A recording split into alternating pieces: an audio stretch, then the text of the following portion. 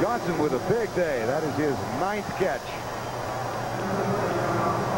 for 148 yards. Under 5 minutes to go.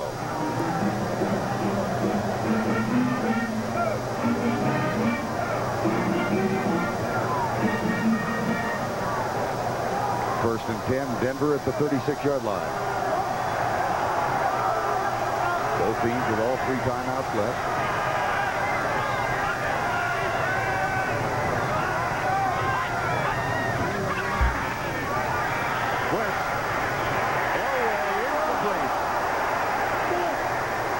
Seth Joyner came after John Elway, and the tight end Clarence Kay loose around the 35-yard line.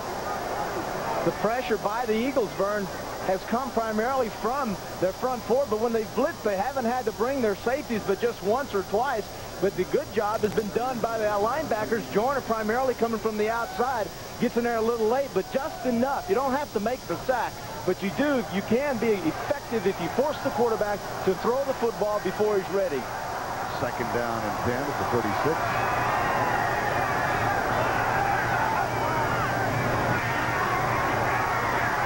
Reggie White, Steve Sewell, William Frizzell hauls him out of bounds. First down, Denver at the 45-yard line. And White just about got to Elway. John has been sacked 6 times already. 19-yard gain.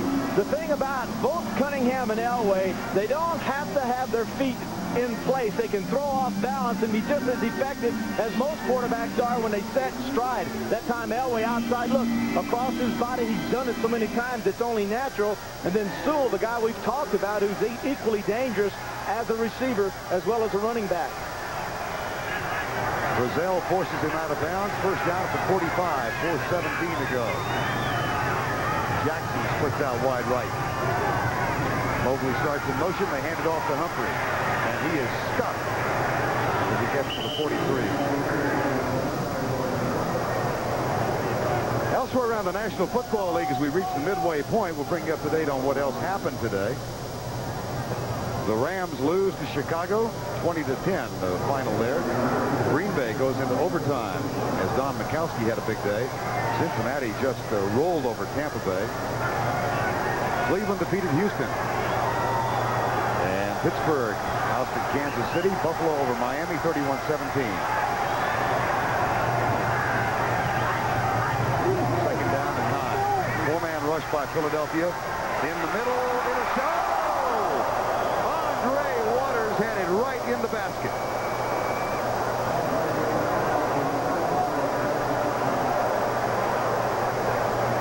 Reggie White bearing down on the right side of Elway.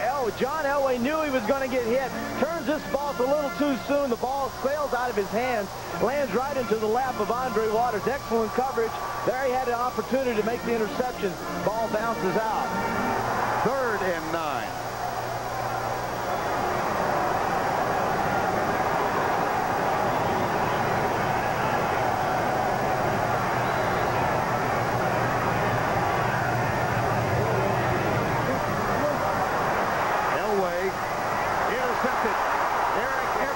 Number 42, and he counter punches to the 49-yard line.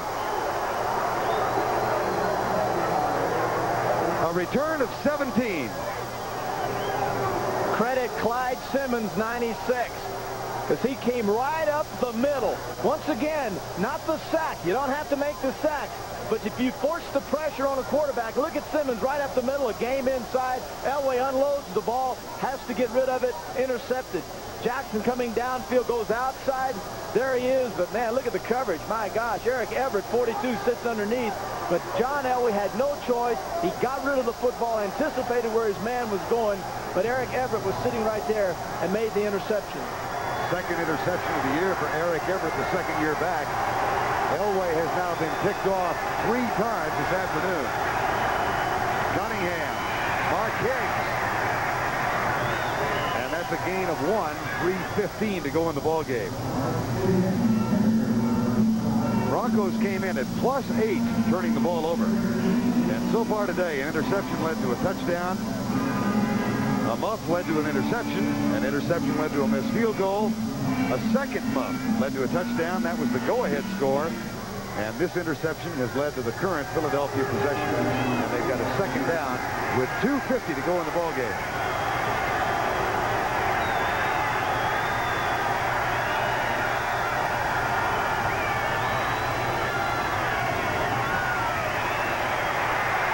Fires his fun. Michael Brooks gets it.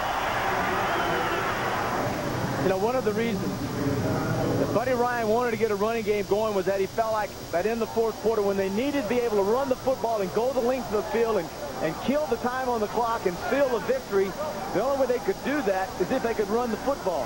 So therefore, they've established they can run the game ball. Now they're trying to kill the clock. Now the gamble came from the Broncos. Dennis Smith came up. He'd been playing up tight all day long, and then all of a sudden he blitzed. 2.5 remaining in the ball game. Dennis Smith getting a break. Don't forget, tonight on CBS, he's the kind of reporter who tells it like it is.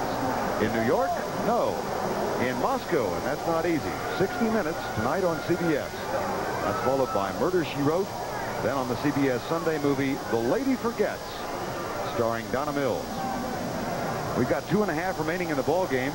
It has been a teeter-totter this afternoon. Randall Cunningham, 5 of 7 for 22 yards at the halftime break. Hit a big 66-yard pass to Jimmy Giles on a play-action pass in the third quarter. That, for the moment, gave Philadelphia a 21-7 lead. John Elway and the Broncos came back to take the lead at 24-21. But then a muff on a punt recovered by William Frizzell led to a clip5 touchdown and our current score of 28-24. And now the Eagles with a third down and 13, 2:34 remaining in the ball game. Here they come. Garrity comes to the left. Keith Jackson in the ball game. He is tight to the right side.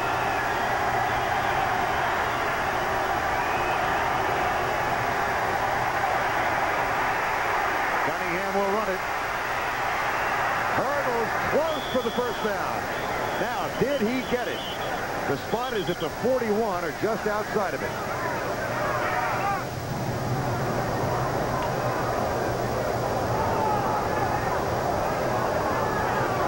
Jim Tunney calls for the chain.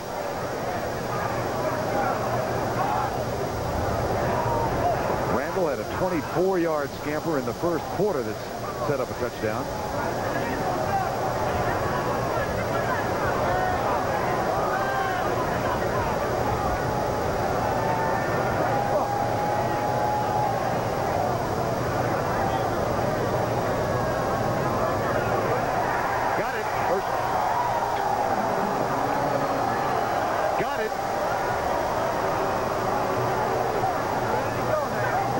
If it was one player you would worry about, Vern, it would have to be Cunningham. What does he do? Extremely well. Better than anyone in the National Football League. This right here. He's not a scrambler. He's a runner. Now up in the air. Look at this effort to get the first down, to keep the drive going. He says, I don't care if I've got a bruised shoulder. I don't care what's happened. I'm going to do everything I can to make sure my team can win this football game. Man, that is an unbelievable effort. And the 2-minute warning is upon us. Randall Cunningham's scamper on 3rd and 13 has given the Eagles a fresh series of downs with only 2 minutes remaining here at Mile High Stadium.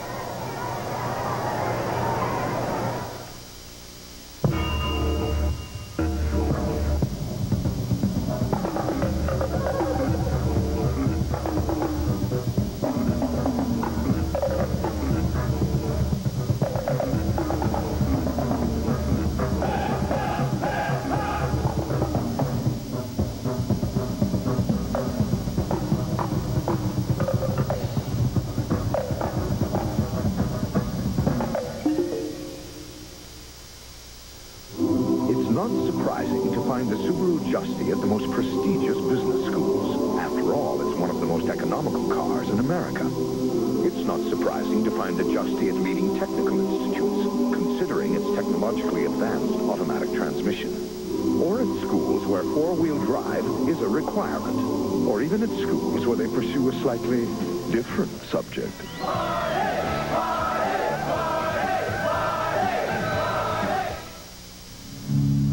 Uncle Roy T. Cashman was killed when I was 11 years old. It had a lot to do with me wanting to become a volunteer fireman. Good morning, Neil. How you doing? We have a lot of